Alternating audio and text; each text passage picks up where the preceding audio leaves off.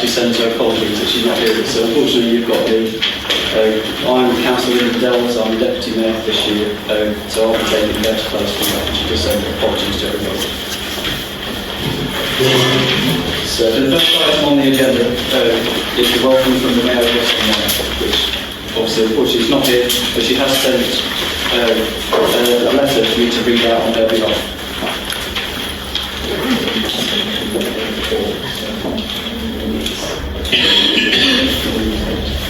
Okay. Change of plan. We're going to sign the minutes of the previous application. So bear with me a moment while I do that.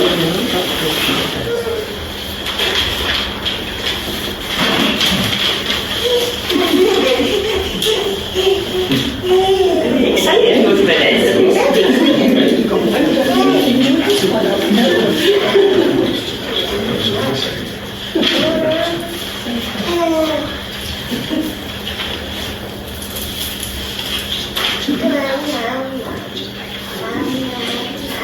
Yeah, that was a meeting actually last year.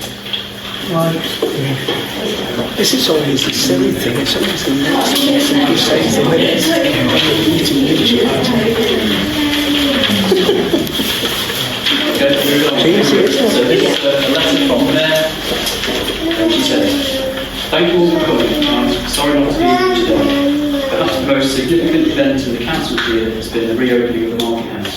This beautiful building is the heart and soul of Ross to many people. And when we couldn't see it or walk around it during the renovation, somehow Ross life seemed diminished.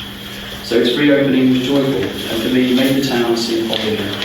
I would especially like to thank all those involved directly and indirectly in the renovation, from the councillors and officers to the stonemasons, and those who painted the boards which brightened up the hallways.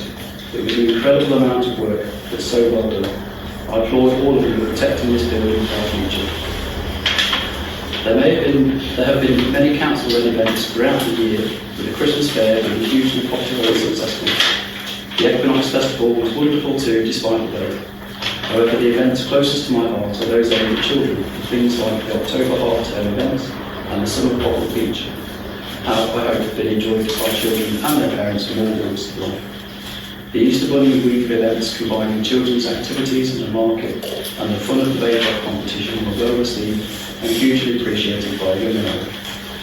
These events give us residents a real buzz, but are also really appreciated by tourists passing through. Many visitors who I talked to over the Easter period have fallen in love with Ross and are planning on returning, and I like to think the council-led events play a part in these. Still on the topic of children, the council has been able to redo part of Dean Hill Play Area and place a larger piece of play equipment on the road walk for older children. Both these projects involve external grant funding, and we hope to carry on improving Ross's play provision as we believe it is so important for all our children. The lack of provision for youth work and youth clubs is, however, still a major problem, and any community input and help would be incredibly welcome. Our children and young people are our future, and I believe we need to look after them in the best way we possibly can. Over the last year, there have of course been many differing views and ideas of how to help our town thrive, and it's good to have a wide variety of approaches. However, sometimes this has led to inaccurate and unhelpful changes on social media. Fortunately, these differing views have mostly been shared in a constructive way within council meetings and within working groups, which is where most of the serious work is done by councillors. The council are developing ways to engage in more with the community, and our budget presentation for next year will be mentioned later on this evening. I would hope that over the next year, all councillors will continue to work amicably together for the welfare of us, as cooperation always brings more benefits in the long run. Finally, I'd like to thank everyone who's made me welcome over this last year and shared their lives with me. Ross has always seemed a wonderful place to me, but I've been ever more impressed by the community spirit and kindness of people. And of course, I'd especially like to thank those who have supported Homestar Herefordshire, the Mayor's charity, and those who have bought baking booklet as well. I hope you have enjoyed the cakes. I'd just like to pass on thanks to them as well.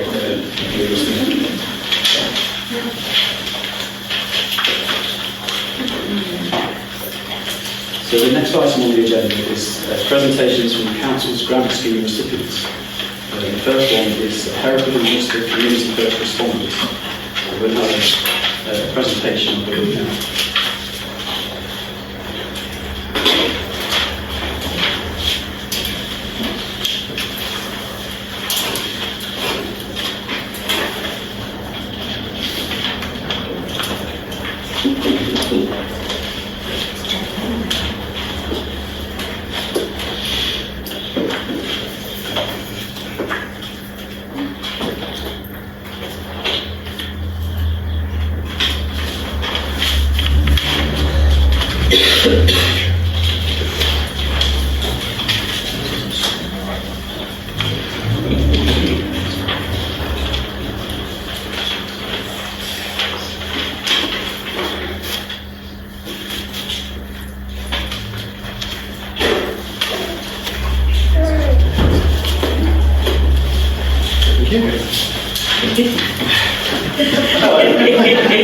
There's two of us tonight. We can bring the rest of the team. So my name's Tom, for those who don't know me. I'm from the Hereford and Worcester Community First Responder Charity and the Ross-on-Wye scheme within that. And I'm the team leader for Ross-on-Wye. And we'll all tap in as we go along. So we've received a grant last year from the Ross Town Council towards our response vehicle replacement project. For those who know a little bit about our charity, we respond as volunteers within the town and surrounding areas to medical emergencies on behalf of the ambulance service. We've been operating in the town for many, many years, and our original response vehicle was purchased not long after the charity formed in 2008, and we've had it ever since, and it's still going strong now. We've recently had a second vehicle over the last few years just to enhance our capability, and we wanted to look at replacing our original vehicle to provide our team of volunteers longevity for years to come. So for those who have seen our original vehicle, this is what it used to look like. It's a 2005 vehicle, so it's been going strong for 20 years now, and it's been really well served within the community. It's changed colours over the years as the National Community First Response livery became a national scheme. We've got personal identifications for that now. But why did we need to replace it? So running costs are a big part of our charity. Everything's funded by donations, and we need to make sure we're using donations and grants that we receive to the best of our ability to make sure it goes the furthest. Being a Land Rover, things aren't always reliable, and bits need replacing through general maintenance and bits and pieces like that.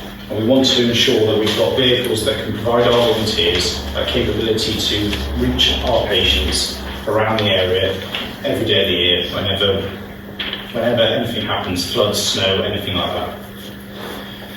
Changes in technology mean we are getting updated equipment from the ambulance service every so often, and we need to have vehicles that match that capability to ensure that we've got the ability to carry all the equipment we need to reach our patients. And funding. We rely heavily on donations, grants and support from the community from everyone. And without these grants, we're not able to have projects like this become successful. So we started around this time last year looking for options to replace our vehicle. We were considering second-hand vehicles which would convert into a community first response vehicle. We also liaised with other community first response groups around the West Midlands Ambulance Service region.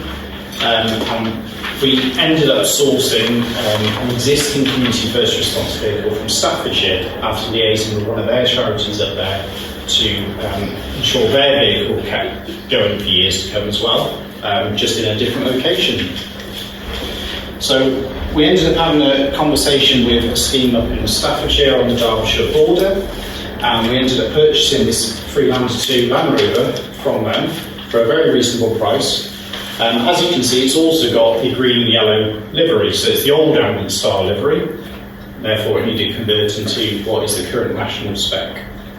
So amongst the fundraising we've done, it's not only to purchase the vehicle, it's to convert it, ensure we've got the capability and equipment to be able to use it and put it out in the community.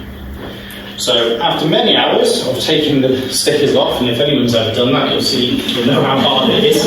We got it back down to its normal form, and then we sent it off to a company up in Worcestershire to get the new livery put on, which looks fantastic. We've amended the national livery, so we've got some scope within that to put our charity branding on, and also to publicise the people and groups that have helped fundraise for the vehicle itself.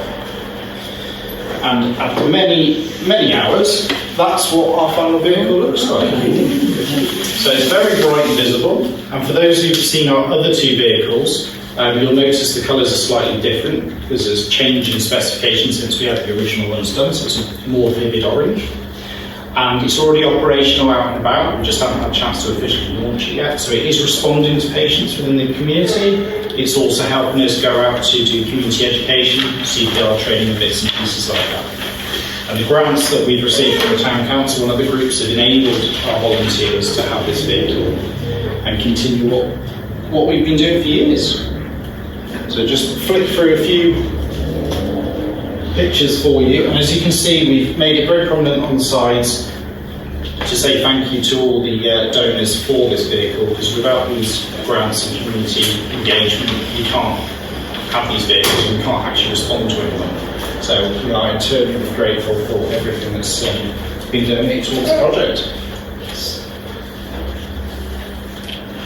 And you've probably already seen it out and about, so it's been out a few months now.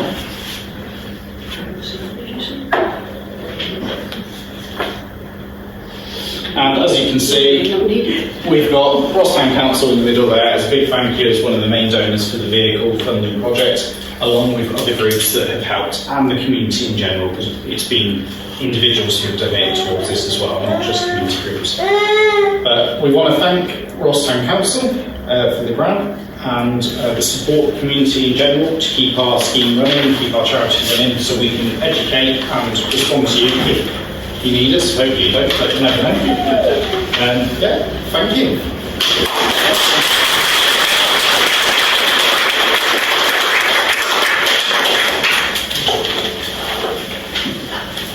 That's great, thank you for that. I think everyone in the community is grateful for what you and your team do for the town. Thank you. I'm very grateful for the support as well. Our next presentation is from Ross Community Development Trust.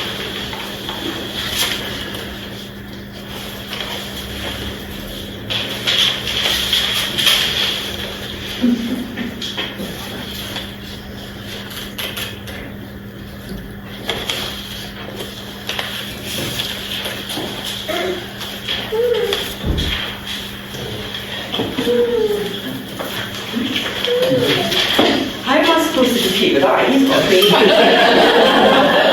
I've just got the lurgy, so I do apologise. I've come down with the throat and all the stuff this afternoon, so I'm going to be speaking probably quieter than most of you have ever heard me talk over the years that you've known me. So for those who don't know me, my name's Ali Park and I'm the project officer with Ross Community Development Trust. For those that don't know, just very briefly, let's go to the end. Let's go to the start. Jane, we don't have. That's alright. Hang on, let's do start time. Is this just right? Yeah, hang on. Let's go back. Start. Yeah.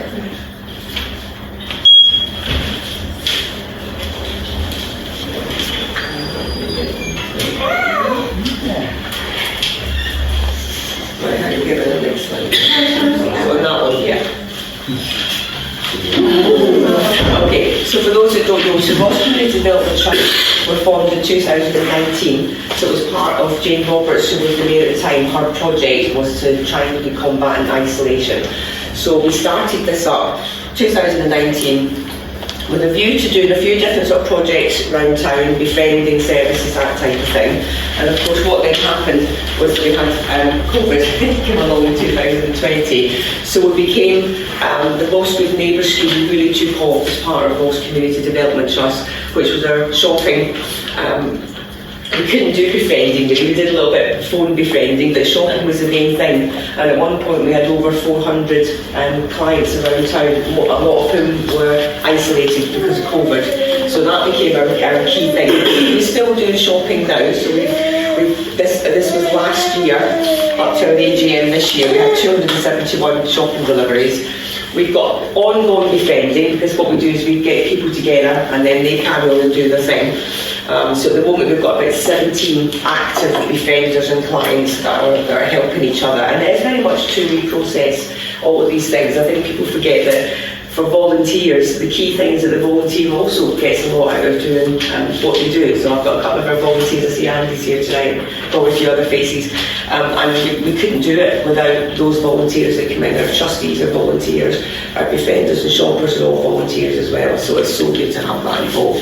And we've got our helpline, which again is run by volunteers. That's a 24/7 helpline. Those of you who get our newsletter will know about it, and you basically leave a message on it, and one of our volunteer team will give you a call back. So that's just a real quick kind of, what we do, what we're about. The key thing I'm here to talk about tonight, Ross Town Council very kindly gave us some money to put on a festival of volunteering. This was part of the John Cllrs 300 celebrations, which I'm sure most of you are aware of. So there's a big celebration last year, which was run by a number of different voluntary agencies were involved. We had Friends of St Mary's Church were heavily involved, and then ourselves. So this wasn't a Ross Community Development Trust event, it was a Ross Town Council John Cllrs 300 event. And I stupidly put my hand up and said, why don't we do a volunteering thing to say thanks to all the volunteers? Because I joined last year and I've been amazed. I mean, I've been in Ross for 30 years, as you can tell by my accent. I'm practically Herefordshire now. And I always thought I kind of knew what was going on around Ross. And then I started this job and was just blown away by how much stuff was going on. But what I saw straight away as a newbie into this voluntary sector was a lot of people work in silos. And that's not necessarily a negative thing, but you've got people sort of, pumping away doing stuff and sometimes feeling a little bit alone and feeling like, they don't know what's going on in the bigger world or what's going on with funding or whatever else. And what was part of this was, I guess, a way of starting the process of saying, let's get the volunteers together, because you're the backbone of it, you're the guys that actually run it and make it happen. So let's say thanks to those people. And that was everything from charity shops in Ross to, we had 26 groups were represented that came that day, which was amazing. And we've over 100 volunteers. I had no idea what was going to happen. I put it out there. We got Chocolate Teapot, you probably know Dean and John, so John Winder, previous mayor. So they also play in a band, so we thought let's pull them in because they also volunteer. So it was about trying to get volunteers involved and running it. You probably see there on the left hand side, you can't really read any of them, but we got a photo booth. I don't know if Caroline's here, but I'd say thanks to Caroline on my behalf, Julian. So Caroline actually came up with this idea of, oh, she's there. Sorry, Caroline, you're behind the edge.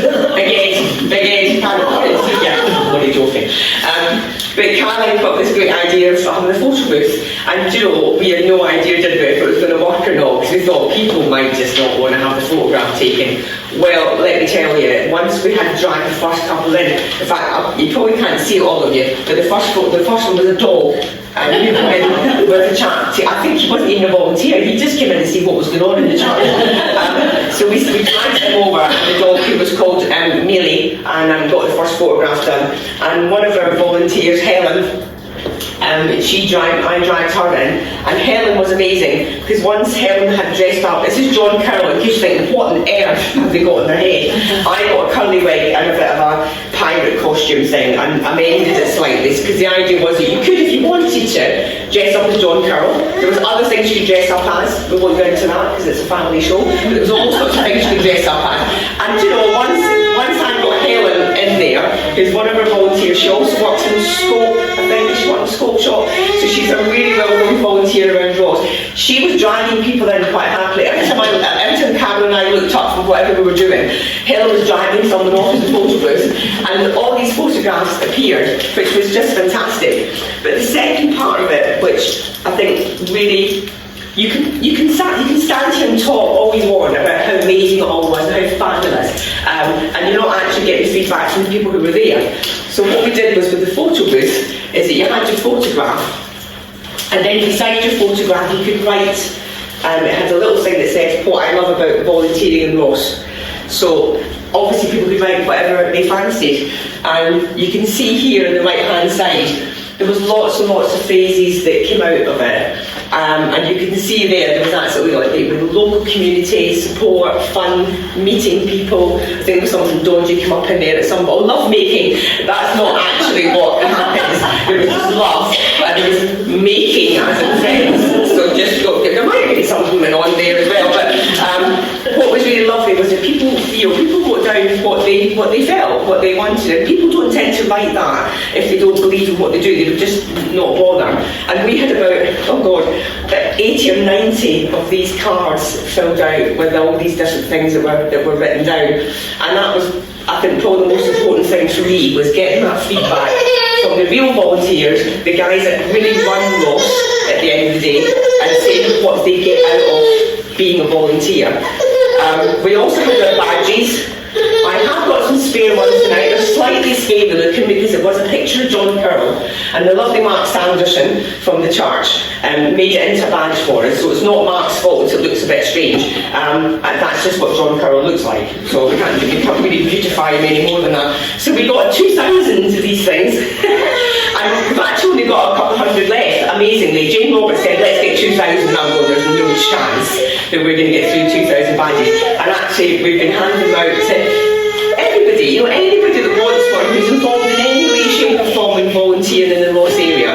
So we've managed to hand out a lot of these. But if anyone hasn't got one, come see me. I've got a little stash in my handbag if you want some. Okay. So that really was the event. That's what it was about, and we're so grateful to the council for assisting us in making it happen. We are supported by, we're a charity. We are supported by a lot of different funders, and fundraising is a huge. Rachel Hankins, who was one of our trustees until very recently, was an absolute wonder woman when I joined, because she joined as a trustee and helped us to get some more funding put in place, and that pays for me. I'm the only paid member of staff. With Ross CDT, we've got an accountant because we legally have to, but other than that, it's me and a bunch of volunteers that run the thing. So that the money from the Ross Town Council enabled us to do something that we probably couldn't have done otherwise, because it's almost seen as frivolous if you're a charity to say, oh well, let's go off and organise an event for all the volunteers in Ross. People say, well, that's not your core business. And by getting that grant from the town council, what we were able to do was to allocate me onto that for a bit in between my normal job within CDT, and been able to put that on. So that wouldn't have happened without the vision of the council giving it to us and saying, you make it happen. So we're really grateful for that. And obviously to all the other funding organisations. It is a minefield out there. And to be able to have these local grants from your local council on the ground, who know what's going on in Ross, who know what your charity's about, who know the people that are running those charities, that's worth its weight in gold, because you spend a lot of time trying to convince third-party funders that what you're doing is worthwhile. And I don't feel they have to work so hard for that here, because they know us and they know what we do and they believe in us, and that's really important. So thank you so much for your support on that. And I'm going to go and sit down for another bit.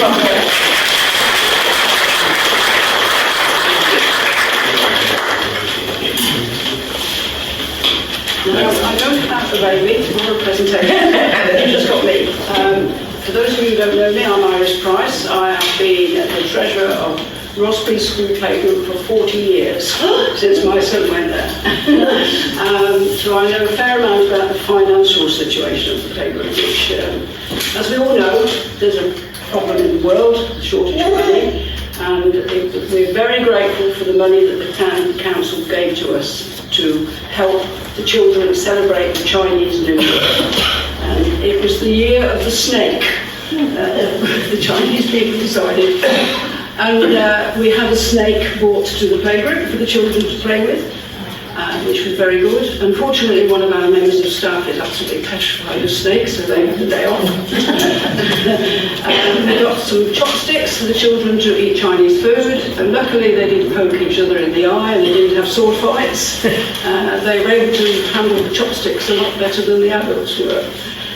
We then had a role-play Chinese restaurant where the children could go and sit and order their food and look at menus. We looked on the world map and explained where China was. The children made Chinese lanterns, which we've all done in our past, I'm sure, with a bit of paper that makes like this. And the money that the council gave meant that we could do it. We've done this every year, but this was just an extra little bit of money which helped us. We were able to do it, and we gave the children a pair of chopsticks to take away with them. So I would like to say thank you to the councillors who gave this to Ross School Playgroup. And I'd also like to say thank you to Jane, who suggested that I might make an application because her children went to our playgroup in the 1990s. And we started in the 1970 by Joyce Thomas, who had an awful lot to do with the town council. And we celebrate our 55th birthday this year. And we're going to have a party in the summer with bouncy castle, if anybody wants to come along and join it. Fire engine should be there, and barbecue. So thank you anyway.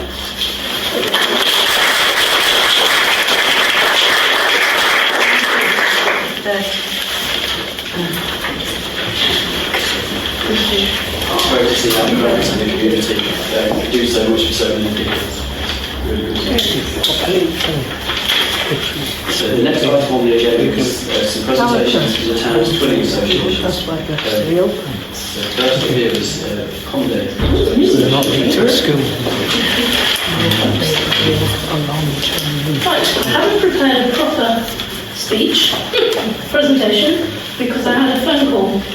I always leave everything to the last minute. That I find I get things done faster if I do things in a rush. And yeah, somebody phoned me up to say, our car's not working, we can't come to France this weekend.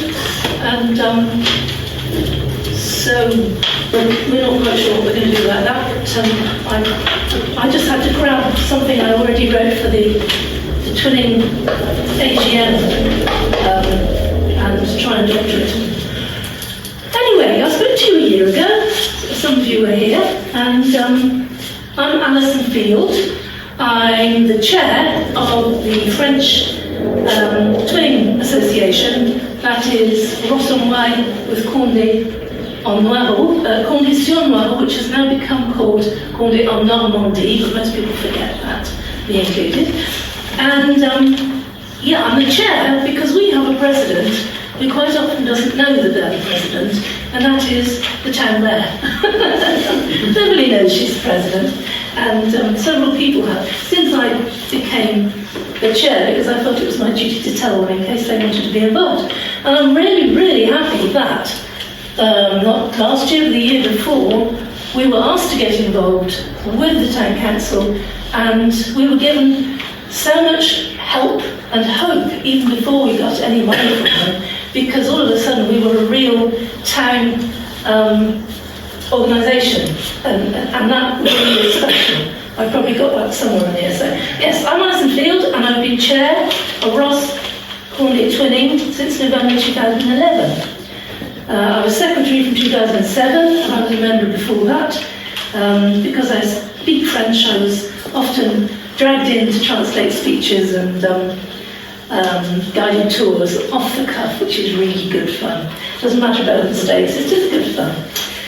So French town twinning has existed since 1978, when our two towns were twinned by the mayors of our two towns. And since then, not a single year has passed, apart from the year of COVID, when there hasn't been a visit to or from Condé-sur-Noireau.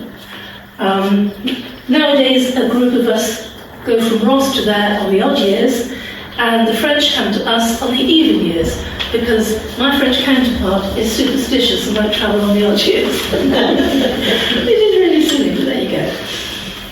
So yes, the countryside of our two towns is very similar. We have beautiful green verdant valleys, and so do they. They have lots of rain, and so do we.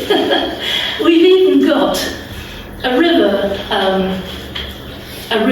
event place spectacle called Cllrs and La Suisse Normande. If you stand up on the hill overlooking the river, it looks just the same as if you're standing on the hill in the opposite town. There's the river down there, there's people having fun, there's hang gliders, you name it, and we've got such a lot in common. Our agriculture is similar. Oh, God, that's probably my mother, I'll ignore it. Oh, it's not, it's somebody else, but I'll still ignore it. Oh, thank you. Oh, I love these things, they're so useful. Yes, so, Riverside. Oh yes, we have cheeses, they have cheeses. We have Stinking Bishop, they have Camembert, etc. We also make cider, and so do they. This past year, I was going to organise a visit to a cider making place in Britain, And I said to Julian, I think we ought to take you to see how English cider's made. And she said, oh no, we know how cider's made. Anyway, we took you to one of our cideries. No, we want something else, we want whiskey. So I gave them gin. Yes, so I'll get back to where I was. It's wonderful how many people in our twinning have stayed friends for life. I've got friends who have been in the Twinning Association since the second year of twinning, French twinning, and they still don't speak French. But they know their friends, and their friends know them, and there are tears when they meet each other. It's something you can't put into words, being twinned with a town of another culture. I still, after so many years, I still cannot find a way of putting it into words, but it really is very special. Right, I've done it again, I keep getting sidetracked, sorry. So, in 2018, I spoke to a lady called Margaret Thomas, who some of you may remember. She was 91 at the time, and she was part of the twinning right back at the beginning. And she told me how much she'd enjoyed being a part of it back then, how much hard work it was, and that she was still friends with her twinning family and spoke to them on the phone regularly and knew their grandchildren. So that was wonderful. And now we've got social media, it's so much easier to stay in touch with people. So I talk to my French friend on WhatsApp or on Facebook or whatever, and we stay in touch in a way that we couldn't have done a few decades ago. And we are going to France on the 1st of May, so that's Thursday. Once again, we're travelling in cars this year because we don't have enough members to be able to afford a coach. And so that is quite expensive for our members. We don't normally help them financially, but we are doing this year because we can, because we had a grant from the wonderful Ross Town Council. So our twinning is continuing, and I'm really happy, oh this is right, said it. I'm really happy to be addressing the annual parish meeting in Ross on behalf of our twinning, a second year running. We were so pleased to find out last year that our town council are very keen to support us, and they see us as an important part of town life. To be seen as representing our town is really special, and I'm really glad. I can't stipulate that enough. And great news is last year we actually have some new members, which is, I'm not quite sure how we managed it. It wasn't from this meeting, but hey, I think it's because I went to talk to the Year 3A, the beginners. We've had people drop out because they've got old, unfortunately. I'm old and I still go, but hey, I'm not that old. Some of these members came through the Facebook page, which I was really pleased about. We've got a page on Facebook. We've also got a page on the CDT website now as well. It's a static page. That way, if we forget to add anything to it, it won't look terrible. That's what happened with our website before. So our April visit by the French went really well. To give you an idea of what we do. They arrived on Friday evening, and we had a little glass of wine, and the French mayor likes to do a speech, and did a speech, and then we all went home to our happy families, and on the Saturday evening we had a successful dinner at the Cllrs, catered for by the Rumbling Dum. I couldn't find any other caterers who were available, and the French adored it. We had traditional steak and kidney pie, followed by proper English crumble. None of you French, the stuff that's that size. And they loved it, absolutely loved it. And we had Louis representing us very bravely as mayor with his robes on, so nobody could see he'd got a broken arm. It was that one. And it was so nice to have Louis there, enthusiastically participating, and it was so nice to have our French mayor there as well. And she's such a lovely lady, and she really cares about this town twinning. And so to have them both there, infusing, was just marvellous. And then we took them on an excursion to Rockfield Gin Distillery, which is in Hereford. I never knew it existed, but they make the most marvellous gins. They're not sweet and sickly ones, they're really intriguing, interesting flavours. So I thoroughly recommend you look them up on the internet and go and give them a visit. They're very enthusiastic, they're lovely people. And we've also had home events that have improved in popularity this year. We were beginning to despair of ever having enough people to make an event happen. We tried wine tastings, we tried all sorts. But this year, somehow, we've all joined together and done stuff. We had a wonderful bring and share supper in August in the house of one of our new members. And they had this gorgeous garden, and it was basically a garden party. It was wonderful. And the French U3A guys came as well, which made it better. In November, we had a quiz night at the Cllrs Centre, which was well attended.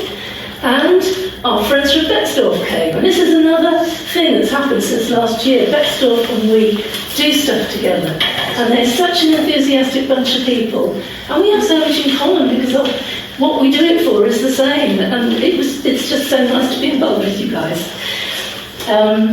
Yes, and they came again to a wine tasting a couple of weeks back. It was very well attended and extremely well led by an amateur, not a professional, but he did such a great job. And it was so well organised. The room was so full, we ran out of chairs, we ran out of tables. But yes, it was great. Old friends and new from Ross. We even had old twinning members coming along because they'd heard about it. And yeah, it was wonderful. I'll stop going on about that now. Another piece of excellent news is that our modern foreign language teachers who teaches French at Ashfield, some of you may know her, Janine Miller, she is hoping to twin a French school with Ashfield. And she knows a lovely couple who she has hosted at her house. And their son goes to a lovely school in Hornby, so we're hoping to start up a new town school twinning. I don't think John Cllrs is doing it yet, but I think it may be in the offing.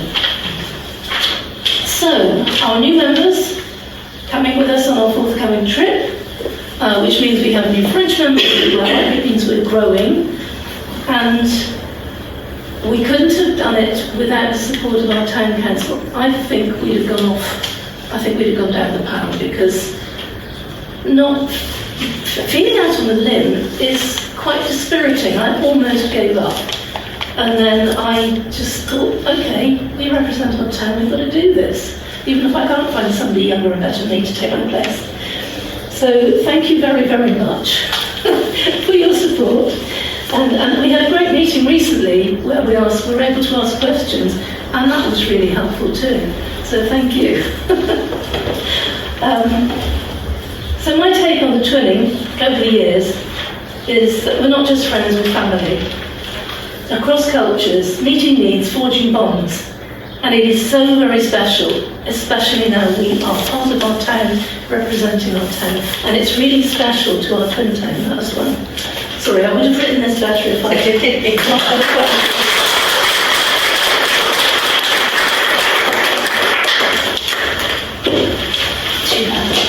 If anybody's interested in joining the twinning associations, I'm sure they'll be happy to. Oh, absolutely. See you with me. The next one up is Betzdorf. Hello. Good evening. My name is Colin Hollis. I'm the treasurer of the Betzdorf and Ross Training Association.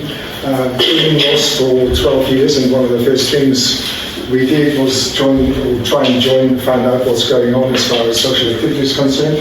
And we joined the training associations, the Conway ones. We were a member of the Conway to begin with as well. And unfortunately that fizzled out because the person who we were with, they had moved away from Conway. We're still friends with them, and like Alison says, the friendship continues. But we stayed in the Betzdorf one. We've been in it now for 12 years, made a lot of local friends, and also obviously made a lot of friends in Germany. The family that we're staying with, unfortunately we have changed once. The family that we're staying with now, or who are coming to stay with us, they have 2 young children. We're very enthusiastic, we're very keen. I can only reiterate what Alison has been saying. It works wonders, and especially since Brexit, it's become even more important, that we continue. And that, to a large degree, we have to thank the council, because they very kindly started supporting us 2 years ago, which was a great help, because as Alison says, the coach trips cost a lot of money, and I think it will be very difficult for some of our members to afford to do what we are doing. This year, exactly the same as with Alison, they come to us 1 year and we go to them the following year. This year, our German friends are coming to us. They are coming over the first long weekend in June. Unfortunately, they always insist on the Pentecostal, the German Pentecost holiday, which then makes it a removable feast for us, which sometimes creates a few problems. But we can live with that. So anyway, they're coming over, and we are trying to organize things. We first of all have the civic reception. We had it in the church the last time, but unfortunately this doesn't work out this time. So this time we're having it at the bowling club. They have very kindly agreed for us to hold it there, and hopefully we will see quite a few of our council members at the bowling club as well for the civic reception. It's at 11 o'clock on Saturday morning, the 7th of June. And it is usually very well supported, and Alison, you and your people are invited as well, obviously, if you want to come. So to make it a joint occasion, as you said, we're I'll be doing brilliant with Germans anyway. cooperation. That's it. Alison is actually one of our newest members. She's joined very enthusiastically, which is her style, and which is good. We've fortunately managed to make a few new members. We've got some brochures we handed out. We have these brochures printed underneath them there, so that everybody can help themselves in a moment, which extols the virtues of the twinning. We've done, one of our members, he's very kindly agreed to go around the new garden village, the Ross, St. Mary's Garden, I think it's called. He's literally delivered hundreds of these things, unfortunately, with no results to speak so far. But we have managed to recruit a few people by personal recommendation. One of the ladies who joined this year, she's actually in the process of recruiting 2 or 3 more people, so hopefully it will snowball and carry on from there. So what we're doing after the civic reception, our guests will come home with us, and then in the evening we have a dinner, and again that has been difficult since the Chase Hotel closed to find a venue, because one of the things that we wanted to do in order to appreciate what the council has done for us is keep the money that we spend in Ross-on-Wye as much as possible. So we're doing our function at the bowling club, and according to Alice, I keep going back to her recommendation, we've also booked the Tom on their recommendation, and to find an outside paper, so hopefully that will all work out very well. And we have this evening function, and the Sunday is a free day. On the Monday we have a trip organized to Stratford-on-Avon this time, because we try to do something that our German friends will find interesting, that they can cope with, because quite a few of them speak very good English, but obviously not everybody does. And so we want to make it as interesting as possible, and that they get a bit of English culture as well. So this year we're taking them up to Stratford. We're having a conducted theatre tour, and then after that we have lunch at the theatre as well. And hopefully they all have a wonderful day, and then on the Monday they go back home to Germany. And next year then we go back over to Germany, and again hopefully we'll be able to do it because of your very generous grant. Anything else I need to say? You can count me in, I'm definitely coming in. That's good, yeah. I don't really think there is very much else to say, apart from the fact that everybody who is in the training, both the German side and our side, the English side, they found it very, very interesting. The German training has been founded about 40 years ago, similar to yours, and it was founded by Mr. Wolf, who did Wolf Engineering, and he actually came from Betzdorf. Betzdorf is a sort of, when I say it's an industrial town, that perhaps gives you the wrong pictures, picturing smokestacks and all this kind of stuff. It's not. It's like Ross-on-Wye, it's like Condé. It's a lovely, beautiful area, surrounded by lovely woodland countryside and so on, but there are large engineering parts, and Wolf Engineering wanted to start something in Ross-on-Wye, and he said, he wanted to bring something to the community, so he was instrumental in starting the Ross German Training Association.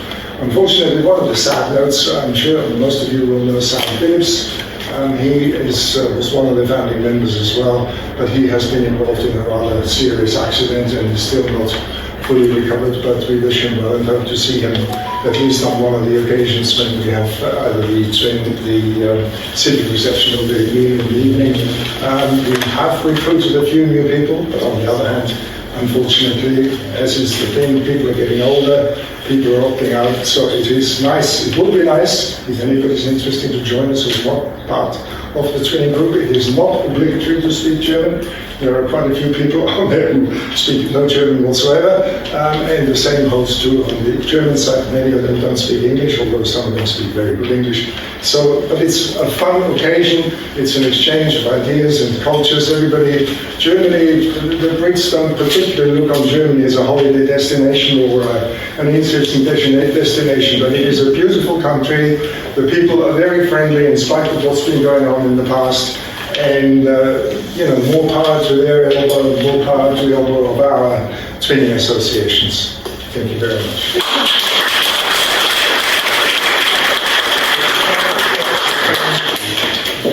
Thank you. I've got more if anybody wants to know. I'm optimistic.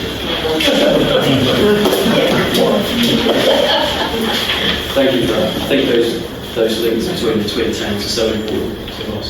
It makes a big difference. We were due a presentation from the Namatunda Twin Association, but unfortunately the presenter was ill, so we haven't been able to make it. So they've got slides that they've asked if we can just run through.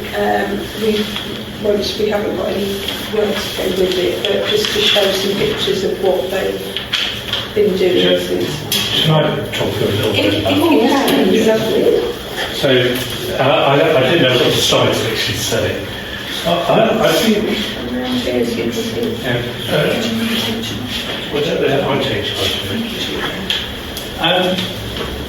This is slightly different because we can't have exchange trips like we can with European countries, mainly because the various immigration rules, etc. Although there are a group of teachers coming over to John Curl, etc. And this really started out from John Curl going out to Gander in this little village. And what we're actually doing here, what Namatunda Twinning Association do, is more supporting the local community to support themselves. That is so important, that if people can make a living, they're happy in their community, etc., they tend to stay in their community, and through education, etc., and then just really expand out. So this is really what the Namatunda Twinning Association does. And one of them has been, it's just simple things, like putting together a piggery. It's just as simple as that. Or creating netting round a fisheries pond to stop predators from taking the fish out. It's just simple things like that. And they do it through loans to the local community that are paid back by the local, whoever takes benefit, one-man farmer, etc., or a cooperative, etc. So the piggeries are sort of a cooperative, and if anybody says, please correct me if I've got something wrong with this, but it is that sort of thing they do, and it really is brilliant to see a community really helping themselves from a little bit of money, seed money, that's really insignificant to us, but means so much to them.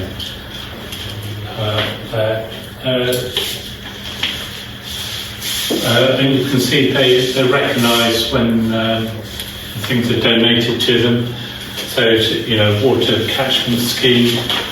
You can see the pigs having fun in the damp puddle there.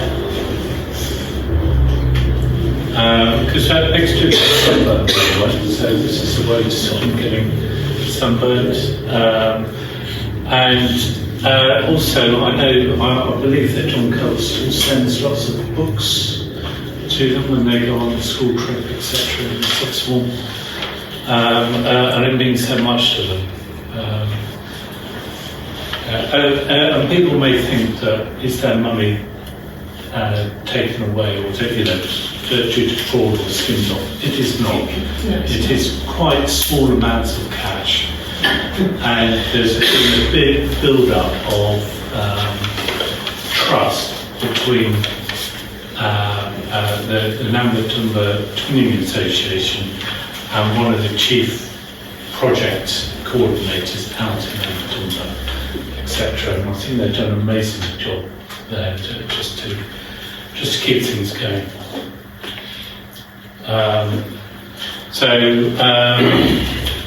There is paying school and college fees, buying books, paying for health needs when required, building a home, buying extra land for general farming, that's more on the cooperative side, etc. So I think they've done a great job. And the other thing I would say about the twinning organisations, because you can see all this on our website, we fund Condé and Betzdorf, I think £2,500 each year, is that right? $1.5. Well, $1.5, sorry. Well, that's $2.5.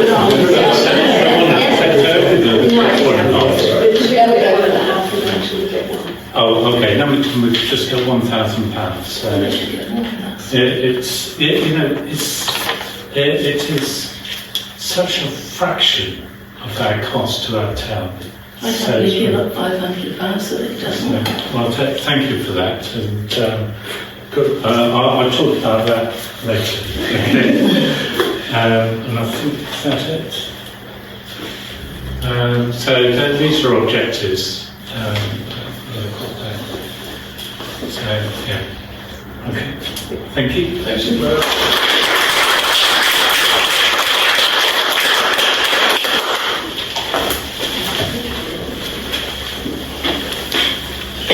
problem agenda is something that I'm sure we're all keen to see progress. It's a project update on Ross Skate Park.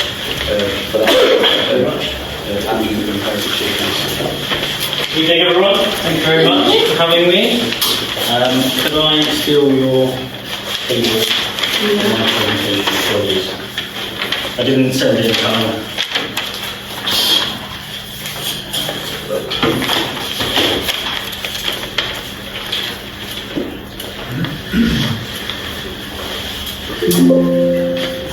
Okay, so as mentioned, I'm Andrew Houston.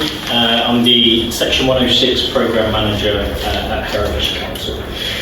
So the first question you're going to ask me is, what is Section 106? It's monies collected by Herefordshire Council from local development.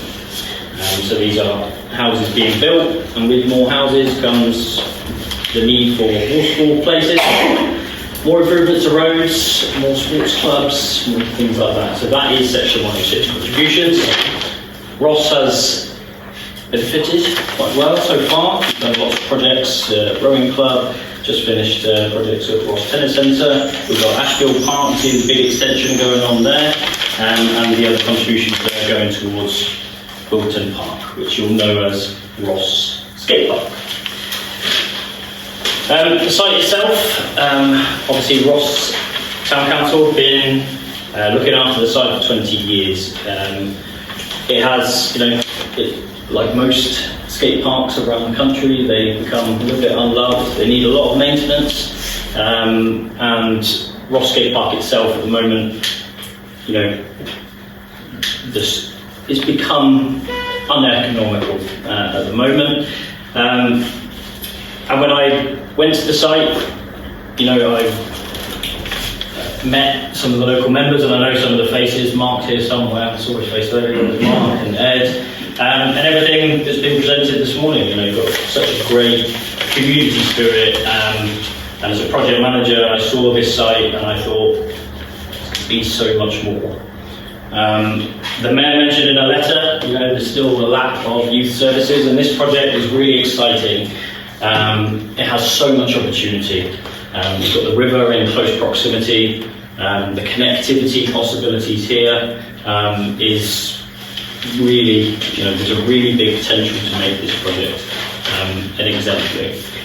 Unfortunately, England, we've mentioned a lot of different countries tonight, we're a bit behind in terms of the rest of Europe, in terms of the offering for young people, for play and creative learning, and this is an opportunity, as I see it, to bring something together.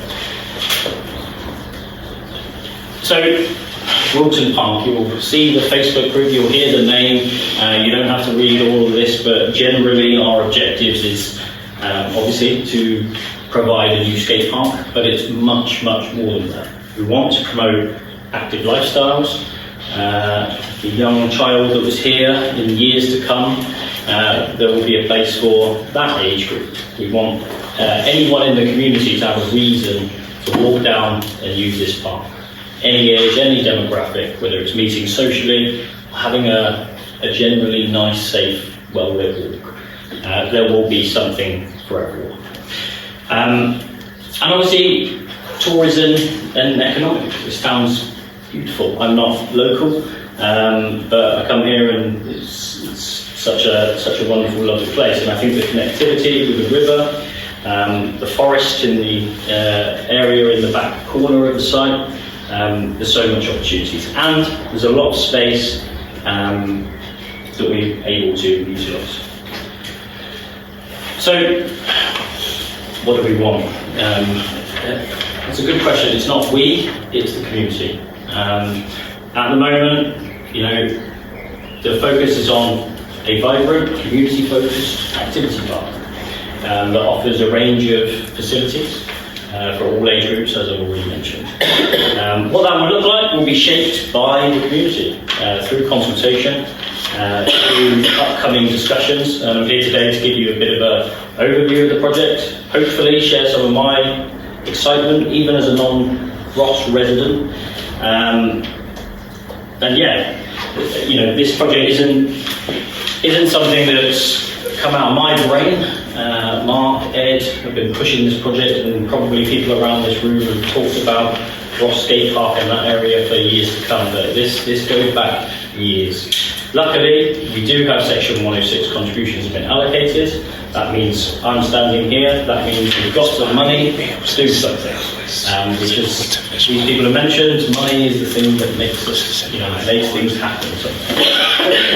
What you're seeing on screen is some spatial planning. We have to start with some ideas. You don't walk into a room and sort of say, what do you want? Tell me what you want. We have to start taking some examples, start shaping what we could fit on the site. And obviously a skate park is part of that. But obviously, as I mentioned, other sports, other activities, not just focused on boys, having areas for girls. There's a big focus on making space for girls in different demographics, different age groups. It can be much more than an activity park. It can be a social area that can be owned by the community. So the concept design, that's the wrong word, the spatial design that we've done. So at the moment what we do is we start plotting, we start putting things in places, but this is very much just our own moving things around and putting things here and there, which has shaped the kind of concept for what the project is. It's about play, it's about activity, it's about social cohesion. So the design team. So obviously Heritage Council at the top, joined by Ross Town Council. So we're working together, we're working with Councillor Driscoll, Mark, John as well, and we're working closely to make this project not just a pipe dream, not just some images on the screen, something that's real. With the use of the monies so far, with the allocation, with the budget, we've been able to bring on a professional design team. We have ASA landscape architects, professional landscape architects from Oxfordshire. One of the employees, she lives in, I'm going to say Wrongwernlow or something very local, which is great. And Ben Creek, they are skate park designers. They're 450 across the UK. And obviously a part of this project is about the skate park. So where are we now? What are we doing? So I've gone into something called pre-application, and that's why you see the spatial assessment we've done. I have to present the council with something to comment on, otherwise there's nothing to comment on. So that process has just concluded. Haven't received yet, but received a lot of the feedback this morning. And what happens in pre-app, it goes out to all the different organisations, it goes out to ecology. I found out today the site is on an old landfill site. Didn't know. But these are the things we have to test. These are the things we have to understand before we start moving forward. So as you can see on the programme, what's going to happen now? May, we need to do some site survey work. So we need to do a land survey, we need to understand the space, we need to understand every inch of the area, do a couple of investigations about the grounds, and obviously we do have some issues in the area with flooding that we need to start thinking about now. So surveys, lease agreements will take place over May as well. I think we have a good understanding of what the strengths, weaknesses, opportunities are. But also stakeholder mapping. So I don't know the community as well, but there's people in this room who know much better. We want to engage with everyone. So I'll be putting together our stakeholders from everyone at Parish Council, every group, every possible niche, so we know exactly who we are engaging with. That no one comes to me at the end of this process and says, you didn't talk to me, you didn't have an opportunity. And finally, we move on to RIBA stage 2. So that is really, we're starting to understand the site, we're starting to understand where things could possibly go, and then we move into public consultation. I'm always of the view that I don't like to go have public consultation events and sort of go, like I said, what do you want? We want to test some things, what do you like, what don't you like? And those events will be held over June. I'll be working with the local, with Ross Town Council. Might have one here, we might have one out in the skate park, but we'll be talking with schools, everyone. There'll be online stuff, so everyone will have an opportunity to help shape this final design. Going forward, the goal at the moment is to put in the planning application, to take this view, everything I'm sharing on screen, and make it a formalised plan that everyone in the community can be proud of, we can be excited about coming forward. We do have a healthy budget for designs. We also have a healthy budget to put towards the delivery of the project. However, it's a big project for Ross, and that will take some additional contributions. And like a lot of people have mentioned, we'll be doing exactly the same. We'll be asking grant funders, and these are some of the names on the screen. Garfield Weston, especially National Lottery UK Fund, but we have to make them want to invest in our project, so we've got to make it a landmark project.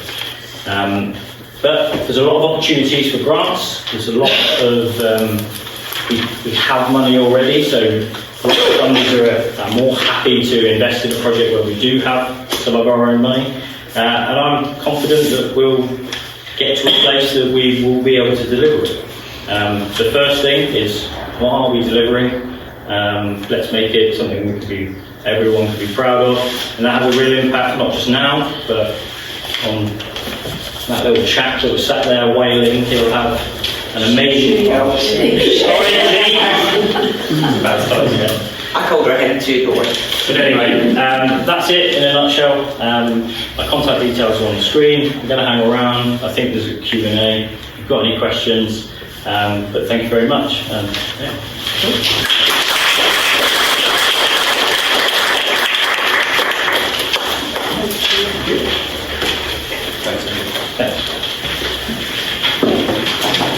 Okay, so next item on the agenda is a Ross-on-Wye Town Council budget consultation for 26-27, and that's led by Councillor Julian.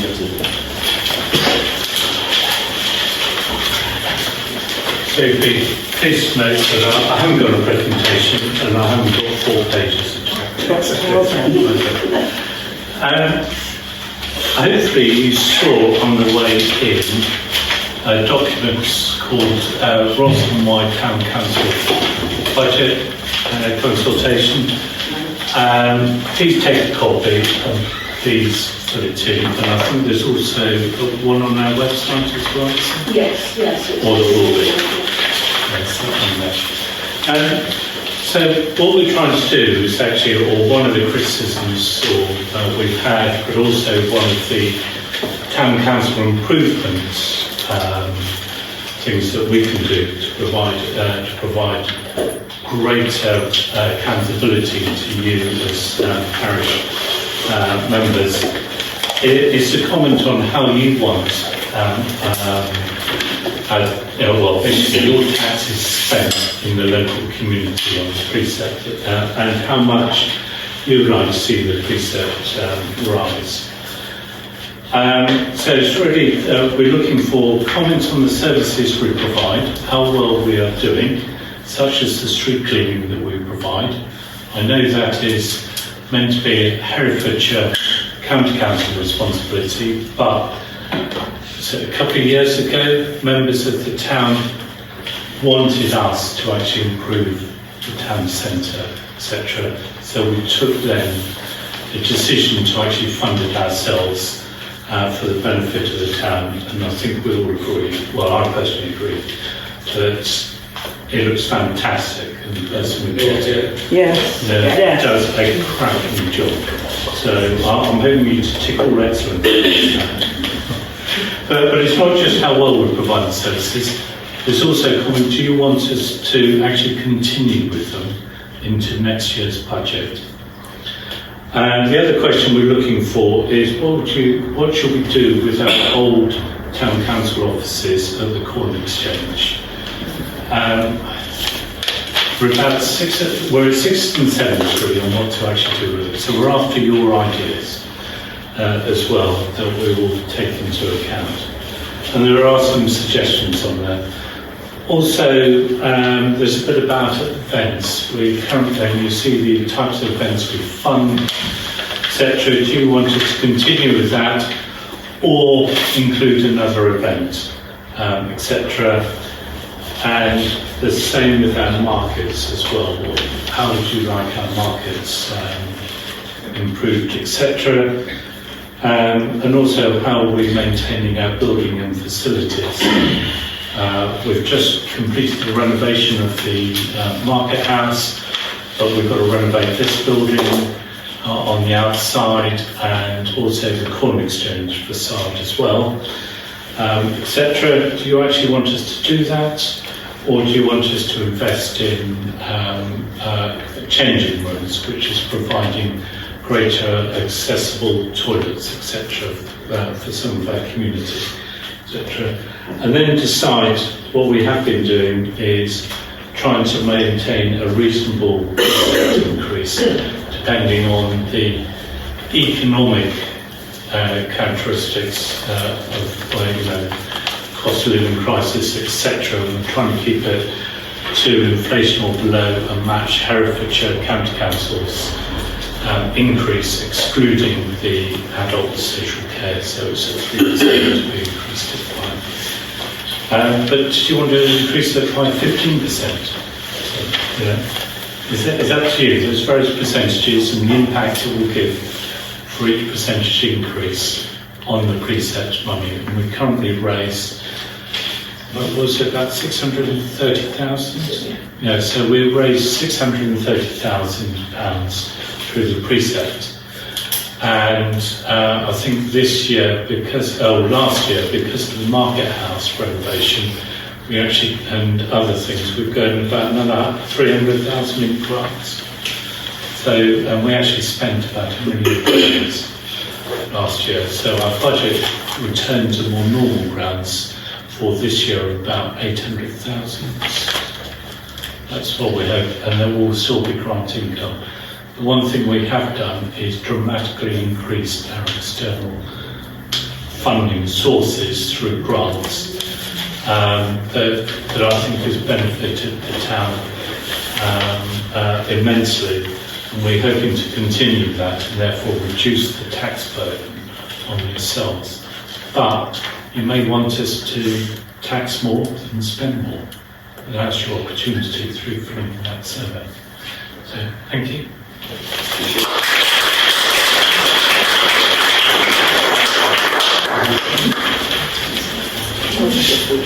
The next item on the agenda is the award of the Cllrs Civic Award. I'm going to Councillor Edward just about that. Thank you, Deputy Mayor. This is a new initiative for this year. As we mentioned a little bit earlier, 2024 was the tricentenary of the death of John Cllrs.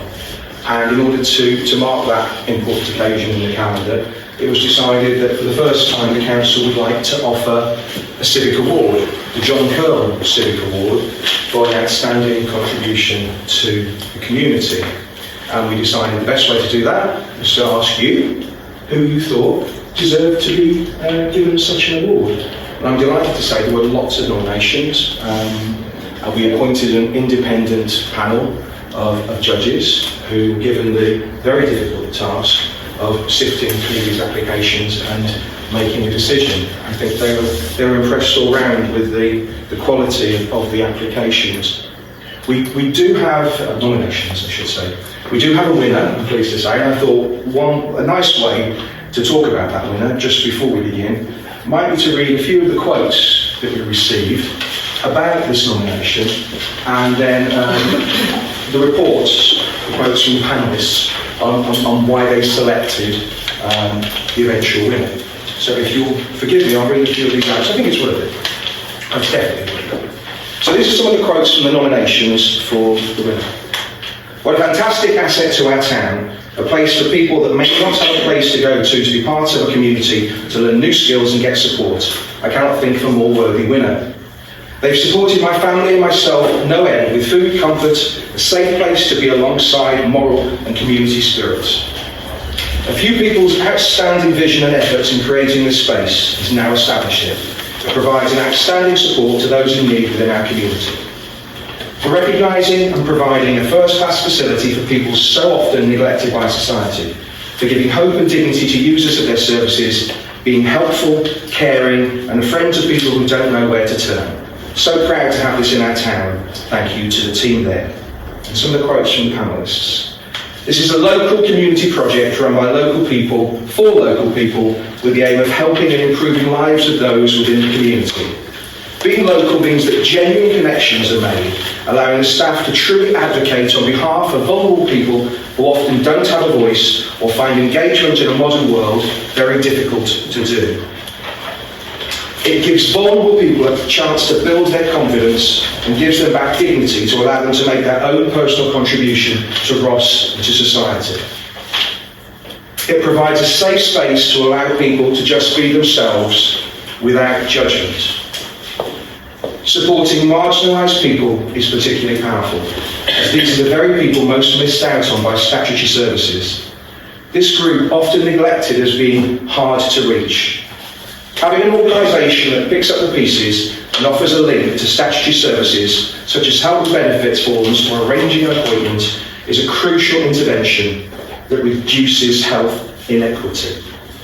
I think some of you are probably guessing where we're going with this. I just want to say this organisation doesn't just change lives, I'm sure it actually does, it saves lives. So ladies and gentlemen, I'm delighted to announce that the winner of the very first John Cllrs Civic Award, the inaugural award, is the Harbour.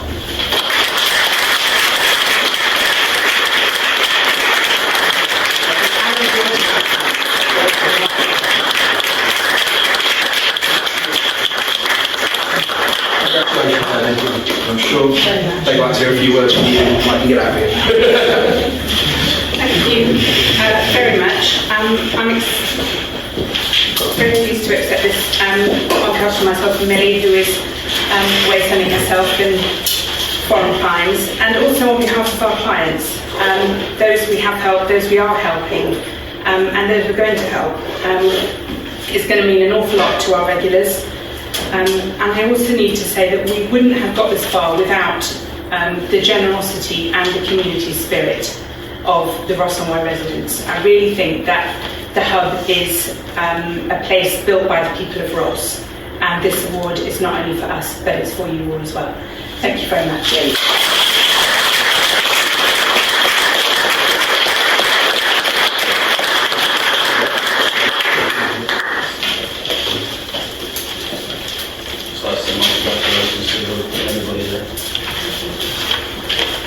Okay, so the last item on the agenda is matters raised by Ross-on-Wye residents. So this is sort of a Q&A session for people to put their hand up, ask a question. We've got some town councillors, county councillors in the room. Obviously Julian's happy to answer budget questions. Andrew again is happy to answer questions on the skate park. So who wants to start off? Does anybody like to say anything? When is Ledbury Road going to be resurfaced and not patched? It's a good question. I don't know whether the county councils in the room I thought the government said they're allocating cash to councils for repairs and improvement of road services. And it's discussing it isn't a good sign for the image of Ross when people have to travel. I think you had better travel with a horse than with a car. Yeah, I agree with the condition of that road is not good. Yeah, but is anyone doing anything about it? Do you want me to answer this? Yes, please. Okay, thank you. There was I don't think there was any money allocated last financial year. For the previous 2 financial years, there have been money allocated, not directly to Ross, but to where Ross could, the town council could suggest priorities for road surfacing to be undertaken. And I think we only had £100,000, was that right, in the each year for the first 2 years, with that sort of order. So there's very little we could actually do, but it did improve some areas.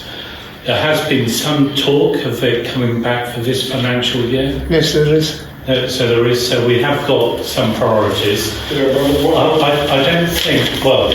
don't think Ledbury Road was on our initial priorities, but I think we will take it down. Has anyone driven on the Ledbury Road? There are lots of different roads around Ross, etc. We'll take it on board to suggest it, okay, and look at the other priorities as well. That we have for that small amount of money. This doesn't mean that all the money is the only money allocated by Herefordshire County Council for resurfacing of roads. But I'm sure our 2 county councillors that are here, Louis Stark, and next to you is Ed O'Driscoll as well. They will take on that as well. What I find strange is the section between Ross and Ledbury is going through that widest section through the woods. That was completely resurfaced, and very little traffic goes on that road opposed to with the traffic going into Ross. So how could they find funds for doing that section of a limited usage road compared to a major usage road? I can't answer that question. I'm not from Herefordshire County Council. Well, if it can get related back to them, I'd be interested. Yeah, we have got 2 county councillors here that could take that back for you. And we will put it on our list as well. Just as a follow-up from the gentleman, if Ross Town Council was given the opportunity to prioritise which roads were done, yes, some roads were done. How is it that, like the gentleman has asked, Ledbury Road wasn't done when Ashburton Industrial Estate was done? You know, that's not. I didn't think that road was as bad a condition as Ledbury Road. I think the lady behind you has got an answer for that. Your little wife. Yeah. I do know, talking to Councillor Chris Bartram, who's the Ross North County Councillor, that he did try very hard to persuade Herefordshire Council to resurface Ledbury Road, but they had identified the Smallbrook area and they wouldn't change to Ledbury Road. So he is trying to get it done. So I know it is a priority for. Hopefully you'll try and Could I just say that one factor that they do take into account is the number of defects reported. So it's always worth on fixmystreet.com to report defects, because that is part of the data that they use when they determine where they're going to resurface. Well, they should have their own people really inspecting, not relying on the public. Exactly my point. I think. Would you bring it in? Yeah, we've been really trying to get Ledbury Road repaired and resurfaced for the last 2 years, if not longer than that. We've been pushing it to get on the list, along with a lot of other roads that also needed to be done, some of which I'm pleased to say have been done. We've also been pushing for Cross Street to be done, and that I'm pleased to say that that is now being done in this financial year. The money's been allocated from Cross Street going down to High Street, so that is going to happen in this financial year. There is still a very strong possibility we could get Ledbury Road done this year. I think Julian's right, and the more people that send in pictures of potholes on Fix My Street and stuff like that, which you can do, it helps us when we're trying to evidence the need for it. I've got an email from Ed Bradford today, head of highways, and we're constantly asking for it to be done. Sadly, we don't have the power to wave a magic wand and just make it happen. And there is a limited budget across the whole of the county. The three councillors in Ross, we're not in a position of power at the county council. We can only request for it to be done, and we do continue to do that. But I know Councillor Bartram's been pushing for it because it's in his ward, but we've all been pushing for it, and we will continue to do so in the foreseeable future. What I'd like to see is resurfacing and not patching. No, resurfacing is what we're pushing. The other thing is that I know Councillor Bartram is also trying to get a crossing just outside John Cllrs High School across that road, Ledbury Road as well. Could I just say that what a great value the countryside trail is on the west side of Ross, and how many people value that. It is a walkway, people use it to ride their bikes to work, and it is just a safe green place for people to get away from cars, and you can walk all the way to town from it, but it is of great value and is very much appreciated. Thank you. Yes, lady at the front. I'm Maggie Kilcar, and I've lived in Ross and that area for about 20 years, and you may have seen my Facebook posts recently. We need to encourage more traders into the market and not push them away with extra cost. It takes a lot of revenue to make £80 worth of pitch fees when there's not big footfall in Ross. I'm aware of Nigel has a choice, but why not negotiate with him rather than decide double the fees? If there are other traders that need this space, then why not ask Nigel to just move back for the time that they want it, because they probably won't want it all year like he does. The marketplace surely looks better having someone there selling clothes and brings in more people to the market. I suggest you go and have a look at Abergavenny. There is nowhere now in Ross to buy reasonably priced clothes now that Dorothy Perkins and Peacocks are both closed. And what will we do? We will go to other towns and support other towns and cities. So therefore, we're losing trade. In 3 weeks, Ross hasn't had Nigel there. We have been losing money. There were supposedly potential traders for these spots. But I don't know where these potential traders are, because there's no one under. I've been taking photographs every week, and I haven't seen anybody but a few tables from the mayor in the under the market house, market being the operative word. This is our money too. How much more of this is the council going to lose? You say it's a matter of fairness, but I'm sure if you ask the other traders, they will be quite happy with Nigel taking the whole of under the market house, because it's very, very cold. So why can we not give concessions to traders who are local and have every week, all year round, of trade and have been here for over 40 years. And by being local, he also, which I think you need to take into account, is that he has minimal carbon footprint.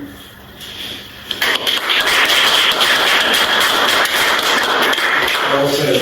Thank you. I think the town council put out a statement regarding this Regarding after my photographs. And yes, I realise it's fairness, it's £10 a pitch, but to double his fee, it would have been better to negotiate rather than just double it, which they did. I don't think his fee was actually double. It was 40 and then it would remain 20. It would take an awful lot of money to make profit on 80 quid. I think he was offered the space he was using for the fee that was relevant at the time. So he chose not to use them. You still need that sort of market in the town though. Yeah, of course, it's more reasonable. And we could give concessions to someone who's been trading for that length of time. And the fact that he's local, doesn't have to come anywhere to go into town, it reduces our carbon footprint, which is not taken into consideration with other traders that come into Ross every week. And Ross's town, the trade in Ross is small. And landlords are killing the trade, the peacocks, Holland and Barrows, Holland and Barrows. I raise fees and people have no support. I obviously, you may have seen, because I may have seen some of the stuff. I'll continue as well. Sorry? I will continue. Yeah, that's fine. Good. I support the town council statement, of course, but having read all of the comments from residents and traders in the town, I have looked at a load of different ways that markets operate in the market towns. And out of that, there's some really interesting and perhaps operative points that they do that could be adopted at Ross Town Council. So some of those will be taken to our committee, the Communities, Markets and Tourism Committee, as a suggestion of possible changes where it can be discussed. I can only say to yourself that if you have any ideas of how concessions could be put in, email them to the town council. I have. And I've put them they can be looked at by the committee as well. I mean, I think we should give concessions to people who live in Ross. Why not? Why not? You know, they're supporting our local town. This is for us. We want traders in the town. We don't want to kick them around. It's been obvious that this has been quite a momentous issue, and it's obviously got a bit of attention on Facebook. So the next meeting of CMT, it will be on the agenda. We will look at the current policy. There was no change to the policy, I hasten to add. There was no change was made that suddenly meant Nigel was in a situation where something had been changed to the policy meant we had to. He only spread out. Sorry. Nobody else used it. Okay. But we do have, the way local authorities work is they have policies that they are required by law to both adopt and enforce. And what we will do is we will look at this, we will look at what's happened, we will look at alternatives, and if there are options that we can introduce to the policy at the next meeting, we can make suggestions. It's great that people are energised and enthused and interested in what we're doing, and if we can do something that will improve the way we run the markets, we'll try and do it while being as fair as we possibly can, both to Nigel and to all of the existing and hopefully future traders on the market. Unfortunately, we can't change policy because of a Facebook post or stuff that's happening. It has to go through the process, which is really boring and really tedious, but we have to go through the process because it's public money. And it's public money you're losing. Yeah, I was going to say, this is Ross's town.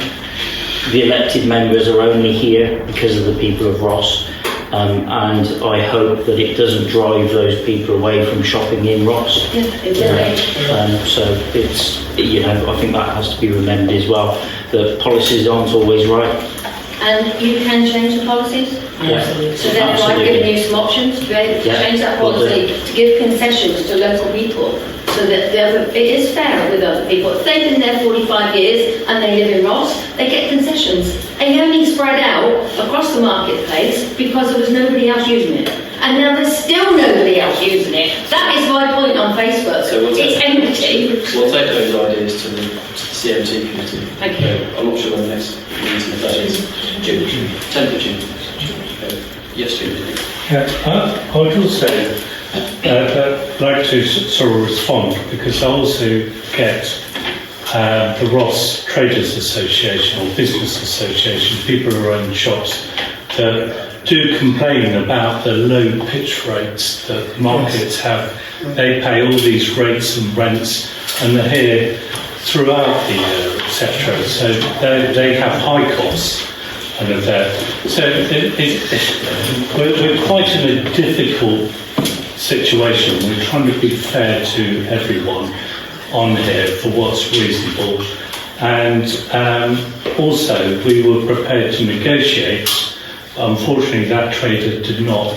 They walked away initially, and we're still prepared to negotiate. Yes, sir. With COVID and the main organiser of the Ross Carnival, is there any chance of the town council reorganising something for next year? Because it brings in a lot of revenue in the town for that day. I think the town council would be more than happy to support it. I don't know whether we have the resources to organise it. Yeah, this is something we discussed. I mean, we were keenly aware of what an important event the Carnival was in the calendar. And I think Deputy Mayor Linda is quite correct in saying that while we might not have the capacity, we were very keen to look at how we could potentially introduce a series of grants to cover the cost of all different floats, so that we could have something like up to 20 different grants of a significant size that would allow individual organisations to have the money to pay for the float, to make it work, which could be the foundation of the business plan for an organisation that wanted to get it up and running. And that was widely accepted as a good idea at the committee. There was a lot of people very interested in that. But I do think historically it was an external committee of people that came together, and I think at the present time we don't have any capacity within the council itself to take on the running, but there's a real willingness to try and support the actual carnival event itself in some way, if we can get a group up and running to organise the demonstration of it. But it's people with the clout like yourself and the council, then we'll get more support. It is, but again, it's just a capacity issue for the amount of work that the council is already doing and the amount of work individual councillors are all doing on a variety of different projects. It's taking on another commitment at this stage. Is asking a lot of, certainly some of the people I know. Could I just say that I was chairman and I ran Ross Carnival for 25 years, and it was unfortunately when the then committee had to retire and it was handed over to younger people that it was just infighting and it collapsed. Yeah, you'll know I've spoken to you years ago about the carnival and about how you can get it rebooted and restarted. I had initial meetings with some of the Parish committee. Perhaps it didn't quite go to plan. We were then try to restart those again, and we were asked to hold off a little bit by Ross Town Council, not officially, just in the depths of people talking of how we might do that with the town council. As Councillor Gisler said, we don't have the resources for that, but there is still a massive passion and drive from a small group of people, myself being one, some other councillors, Katie Millie, and there's some past committee that are interested, and also a lot of locals that are interested. Of course, as you know, it's going to take a lot of work. We're looking at having a meeting at the end of May at the hub. It will be on a Sunday, date yet to be confirmed, but we would absolutely love to hear from the past committee, maybe even get some of those on board, because that's going to be real key to get it going again. and anybody that is interested, because it's going to be a big project to take on, and not only free councillors can't do that. We're not going to be doing it in the council capacity. We're going to be doing it as individuals that want to bring it back on the town. We'll be setting up a committee, hopefully, if we can put it together, and we will be asking the town council for financial support for that to the committee, which will be all run officially, hopefully, if we can get it off the ground and we can get the volunteers to come forward. But it's going to take the volunteers to make that happen. Without it, it isn't going to happen. So share that, spread the word. We want it to happen. That's another day. Jim? A day will come out. You're on Facebook all the time. I will make sure you know about it. It'll be the end of May sometime. I'm all for Ross. On the survey, there is a comment on the events, and the carnival is one of the options. Okay. Could I just say, as a member of Ross School Playground, we wouldn't want any money. We entered the carnival every year and won regularly, unfortunately. But I was heavily involved in this, and we really wanted that because it's such fun. The children love it, and the town is wonderful on that day. And so, count me in. I've had an emailed-in question from a resident. I understand that once the validity contract expires next year, Herefordshire Council will be handling contracts in-house. How far ahead are they with this changeover? Will our local contractors be asked to quote the local services? I don't know whether our county councillors present can offer any insight into that. I didn't hear it. We're currently going through the tendering process. Some of the services are being brought in-house. There just isn't the capacity to bring the whole thing in-house. But there is some of the jobs that Balfour Beatty are doing at the present time will be coming back to Herefordshire Council. But we're at a stage now where I think we'll be going out to tender in the next 6 months. I think at this stage. I'll start because I'm not hearing very well either. There's a two-stage approach at the moment. Under the existing contract, we've been bringing services back in-house, where it's been agreed with Balfour Beatty that that's the best option. For example, we brought traffic management back in-house, which is allowing us to start looking at changes we might want to make in terms of parking, in terms of speed limits, in terms of other issues around the town. That's been brought back in-house. The public rights of way has been brought back in-house as well, because again we agreed with Balfour Beatty on the contract. It's better for us to do it at the moment rather than wait for the new contract to be procured. Against that, there's also all the work being done by the council on a new contract for the public realm. The public realm is not just about roads. The public realm is about green spaces. It's about the whole environment that the council is responsible for across the county. There is some overlap with the town council because we have some green spaces, they have some. But that whole public realm contract is going out to tender, and that's going to change the relationship between the council and who the contract is going to be, because in the future we will have more services in-house where they are of a technical nature. For example, the locality stewards who are actually the front line between us and the contract at the moment could very well become a function in-house. So that whole contract will change the whole relationship between who we as a council do as a commissioner in terms of those services and what the contractor will then be asked to provide, and that's going to change in a major way. And it will actually answer some of your questions about, well, why in the annual plan are some roads prioritised and other roads not prioritised under the asset management scheme? And I think the council wants to have a greater involvement in trying to make that more transparent and more understandable to the residents of the county, not just Ross. And we've got 2,000 miles of road, remember. That's a massive amount for a small populated council like us. So this two-stage process, some services are already coming into the council, and we're running them as we go through the new procurement and the new contract as well. And that, as Ed has said, should be hopefully around about the next 6 months we should be going out to tender them.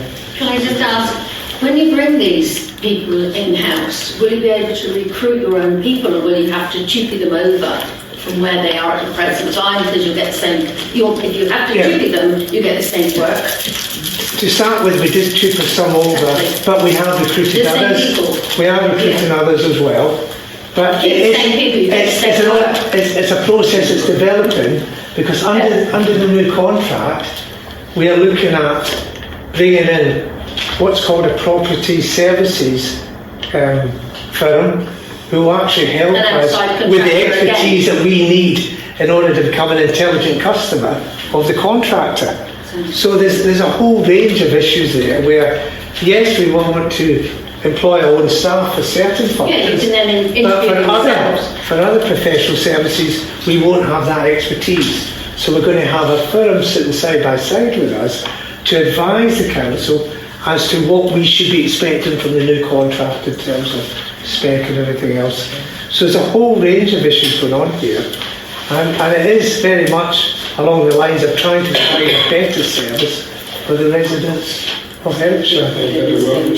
That'll be the test, but I mean, I'm hopeful we've learned from the lessons of the 2013 contract, because that's when it was first drawn up, this one that we have at the moment. It's been in place for 12 years now, and I'm hoping we've learned from that lesson, and that the new contract will work more in the favour of the residents of Ross and Hampshire, rather than simply we have to rely on the contractor sometimes to actually advise us what should be our priorities. Thanks for that, Julian.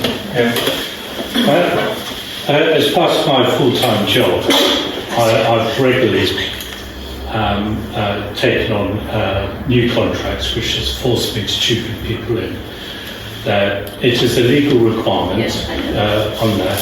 However, what I've discovered is that it's not about individual people doing a good or bad job. It's about the leadership of those. And I've found if those people are led properly, told the standards in which to do their job, etc., they actually, their whole service is massively improved. So it's not about the individual, it's about the leadership, I would say. And that's been my experience. Well, they did a good job on Alton Street. What's dug up today? Really? I had a question. I couldn't quite see the slides, but was there a project completion date estimated? No. Because at the moment we don't know, you've really got to do the consultation with the community. Everyone's got to have their voice in terms of what you want from the park. And once we've got to the end of that process, where not everyone will be happy, that's never the case for projects, but once we've got to a finalised vision, then I can but, you know, with planning anticipated for September, we're looking at a 16-week turnaround time on planning applications. And as long as, it's a number of factors, as long as deliveries, monies are in place, to move straight on. With the programme that we've created, we're not looking at gaps. So we're looking at planning application goes in, then the focus shifts. We're already looking at grants, talking to grant funders. But you need to know what you're designing to understand what the cost is in order to put your ask into the grant funders. So yeah, I think that will shape, but certainly it's a 2026 project. Can I just ask Andrew, that plan on the slide, does that include the car park, or is it just the skate park that you were planning? Will we lose our car park? Is what No, so Wilton car park's obviously huge. Yeah. It comes around the front of that area. That has to remain. Right. So yeah, you've got that front bit. So the car park still remains. But what we're trying to do is utilise unused space, like at the back of the skate park. You'll see it's perfectly flat surface, really good connections. So, but no, there'll be no impact on it. That's why we go into pre-app as well, to get to say those kind of services. One more question.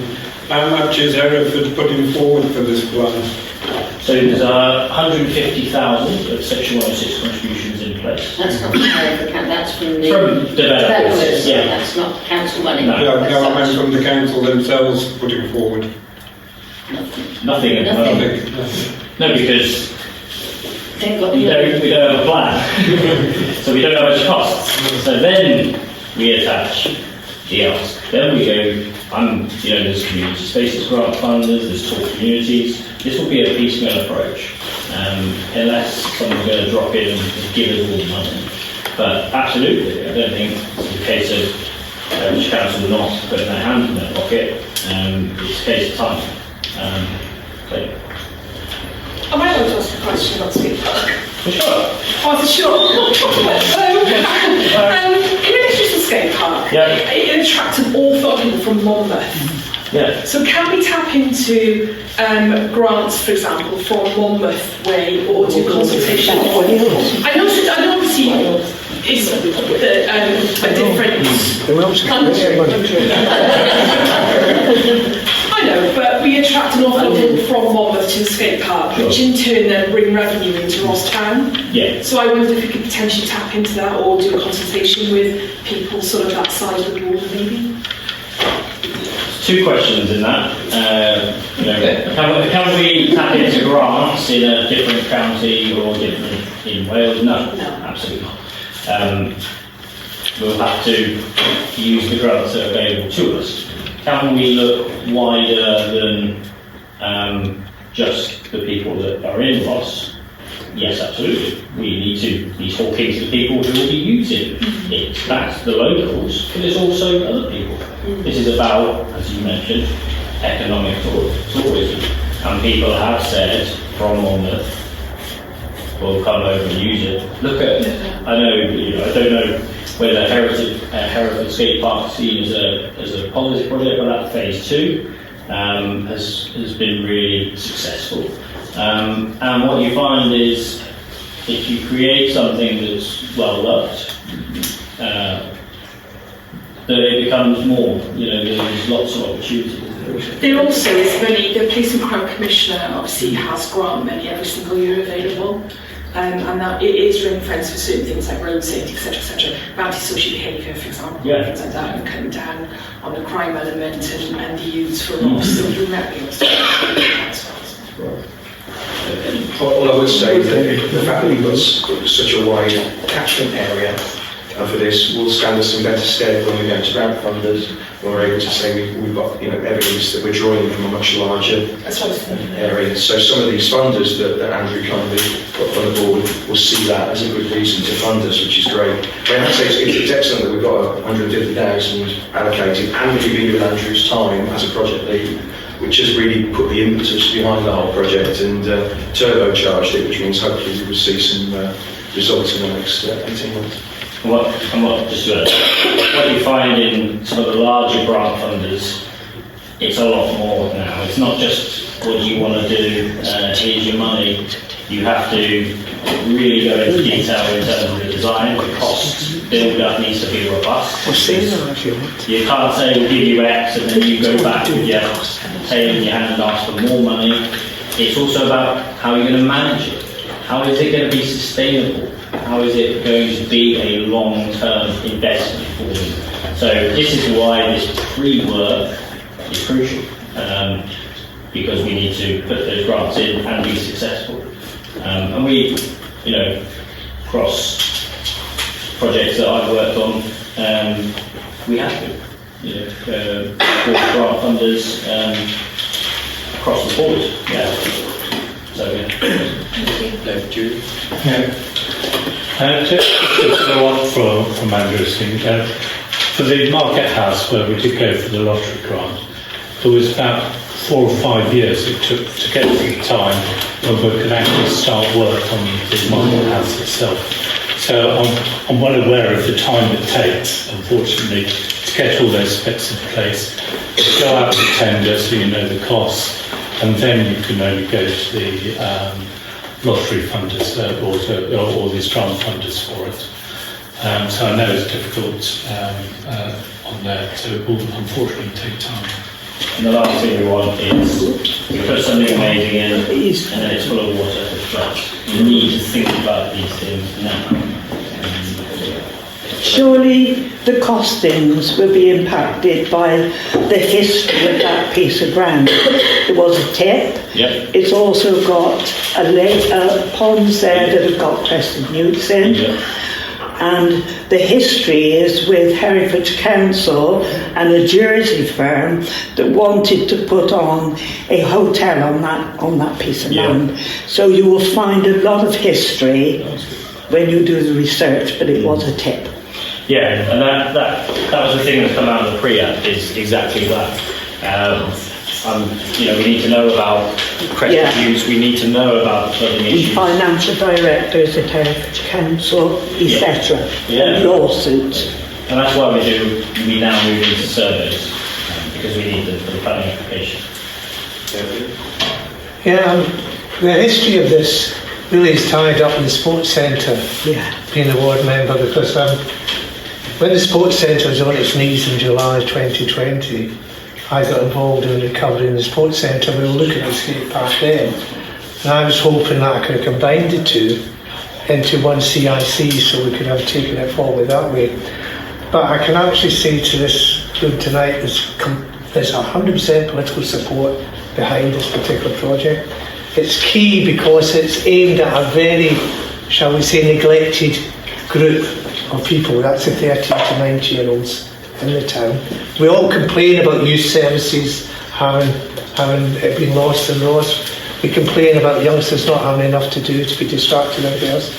You have got the sports centre and they can get involved in that in certain ways in terms of sports activity.